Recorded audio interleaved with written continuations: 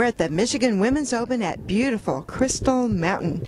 And with us is Bill Mangrum, and he has been managing the leaderboard today. And we're at the clubhouse, and there are also a couple of other leaderboards out on the course, right? Right, boards out on 12 and 16. And what are the important things about getting the leaderboard right? Well, we have to be very sure that the scores, of course, are correct because people will be looking at those, and we want to be sure that the golfers' names are absolutely correct. It's a little bit trickier when you're dealing with the women's golfers because sometimes they change their names. That's true. We have more than one golfer that we have a middle name that she uses, and she wants it up there on the board, and we get it up there on the board.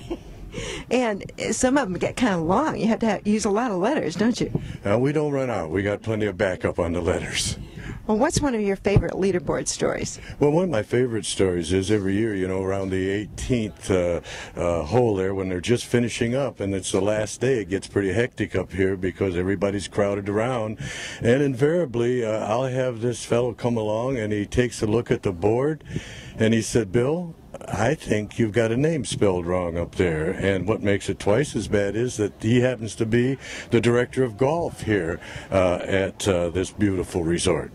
And that would be Brad Dean. That is Brad Dean, and he's not the Dean that sings like, "Everybody loves somebody sometime." It's Brad Dean. That's him.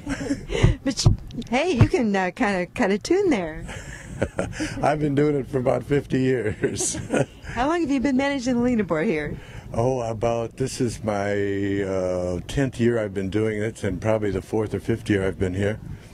Well, congratulations on getting all those names and all those scores exactly right. I thank you very much, and we'll be sure to get it right when it comes the last day. We sure will.